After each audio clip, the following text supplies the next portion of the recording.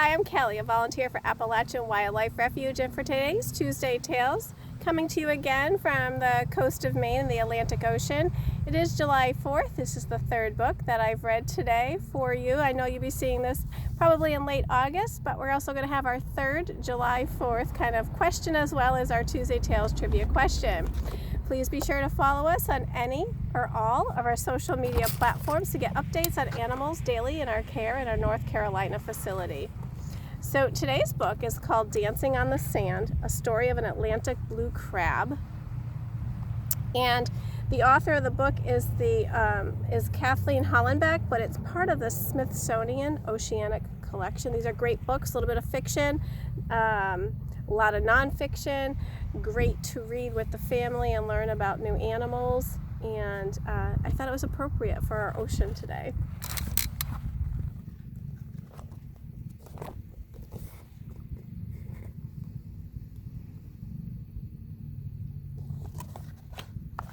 It's a bright morning in late August. Sunlight sparkles on the Chesapeake Bay. Gentle waves lap the Maryland shore, leaving a trail of white foam along the water's edge. Beneath the shallow water, blue crab scuttles sideways on the sand. Perched on slender stalks above her shell, tiny black eyes allow her to see on all sides. She uses her 4 antennae to help her find the food and to sense danger.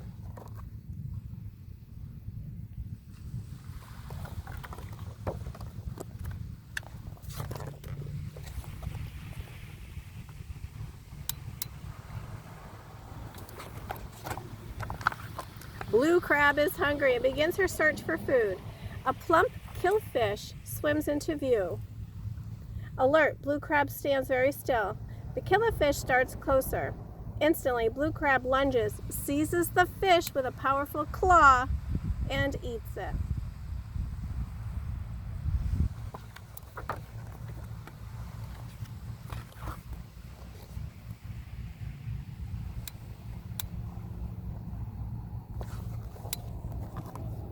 Crack, crack! Blue crab spies 2 males fighting nearby. They stand with their claws locked together. Each waits for the right time to make the next move. Suddenly, one crab twists a leg off of the other. The injured crab hurries away. But in time, it will grow a new leg. The attacker eats the leg it's torn and then begins its search for more food.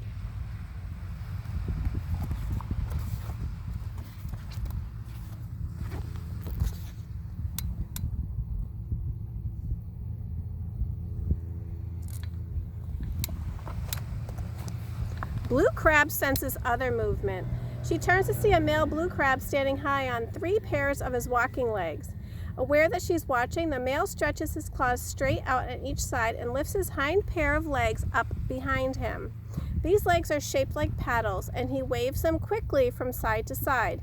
He is dancing for the blue crab, showing that he wants to be her mate.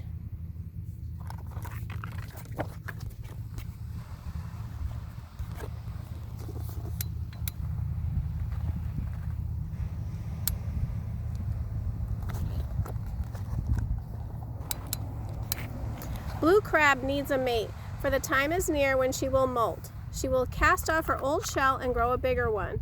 She has molted many times before, but this molt is special. This time blue crab will become an adult to make eggs. During the molting, she'll need a male crab to protect her. The male crab snaps his body backward and kicks up the sand.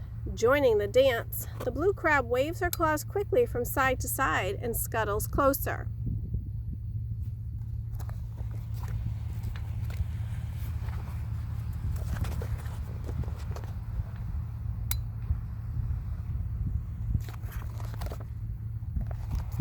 Blue crab's mate settles in a hollow spot next to a large clump of eelgrass. He stands high, making a protective cage around the blue crab with his legs. Blue crab's shell splits. The time has come for her to molt. Blue crab moves apart from the mate. For the next few hours, she works with all of her might. Little by little, she pulls her soft body out of the old hard shell.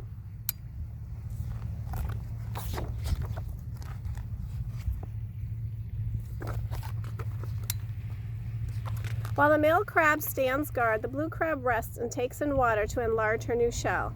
The shell is paper soft and will take several days to harden. During this time, the male crab mates with blue crab so she'll be able to make eggs in the spring. Then he carries her, keeping her safe, while her shell grows soft, hard, and strong to protect her.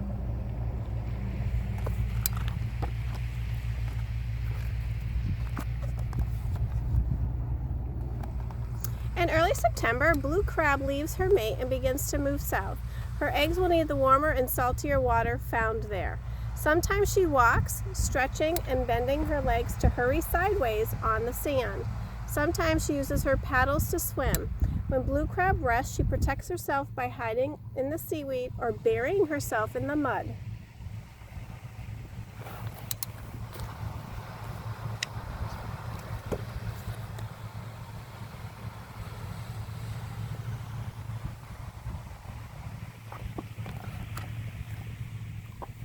Close to shore one day, the blue crab senses danger. A pair of thin, long legs stretch up out of the water from the sea bottom. They belong to a great blue heron.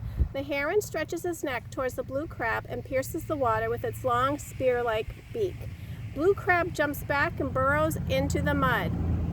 She stays there until the heron is gone.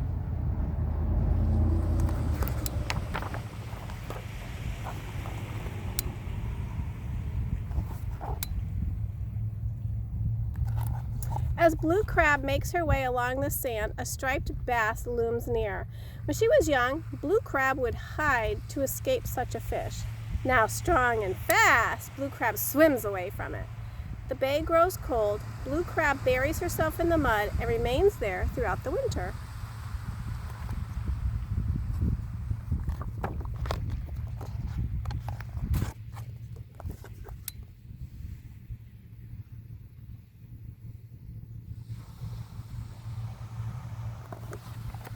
When spring arrives, the blue crab reaches the mouth of the Chesapeake Bay. She has completed her journey. Here in the salty waters, the blue crab spawns about 2 million tiny eggs. They cling in clusters to her abdomen. While her eggs develop, blue crab hunts for food. One afternoon, she seizes something tasty with her claw. It tugs back and drags blue crab up out of the water. Blue crab has been caught! She hangs from a piece of bait at the end of a string. Her eggs glisten in the sunlight.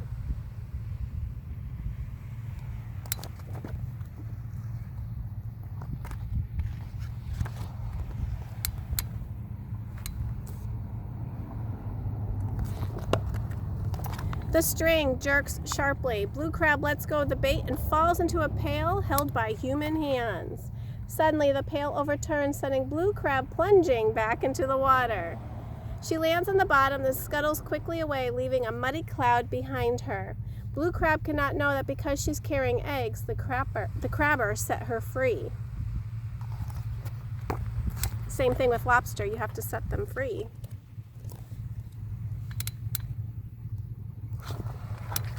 Several weeks later, blue crab's eggs hatch in the warm, salty ocean. They drift off, tiny creatures floating through the water. Some will be eaten by small fish. Others will continue to molt and grow into blue crabs like their parents. On her own again, blue crab will spend her days traveling along the tidal creeks and rivers until she returns to the sparkling waters of the Chesapeake Bay.